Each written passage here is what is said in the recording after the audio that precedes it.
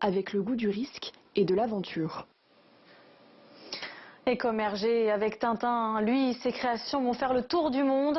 Le designer que vous allez rencontrer dans ce reportage vient d'être récompensé par le célèbre salon de la décoration Maison et Objets qui se tenait à Paris. Karel Perrier et Pierre-Antoine Auger. À l'âge de 38 ans, la vie de Jean-Baptiste Sénéquier est devenue un rêve éveillé.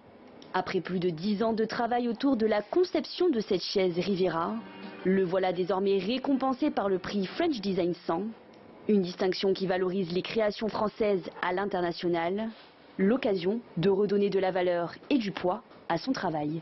Le mot design en français est devenu un adjectif et un peu galvaudé, alors que c'était le dessin EIN, donc la conception en règle générale. Et aujourd'hui, quand on parle de design, on parle plus de dessin en France, en tout cas, que cette histoire de conception globale où on réfléchit à tous les tenants et les aboutissants. Un designer méconnu qui se fait remarquer en premier lieu par Brigitte Macron. 6 mois plus tard, il signe un partenariat au Mobilier National Français. Depuis, ses pièces séjournent même à l'Élysée. Une série d'événements qui s'enchaînent et qui le touchent particulièrement. La chance, c'est provoqué dans le sens où moi, on y travaille beaucoup de temps, beaucoup de temps. J'ai su que je voulais faire ce métier-là et en fait, j'ai jamais lâché le morceau et j'ai tout fait pour pouvoir y arriver. Passionné par le design depuis l'âge de 4 ans, ce projet, il y pense depuis plus de 10 ans à travers différents prototypes. Son but, faire de cette chaise paysanne et désuée une création plus contemporaine.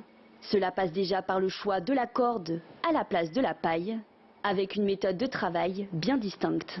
Là, le diamètre utilisé est plus grand parce que du coup, on fait moins de tours et c'est ce qui permet de réduire le temps de fabrication de la chaise. Mais ça reste, du moins, c'est encore plus solide. Aujourd'hui, le rêve continue pour Jean-Baptiste. Désormais, un industriel italien souhaite commercialiser ses pièces.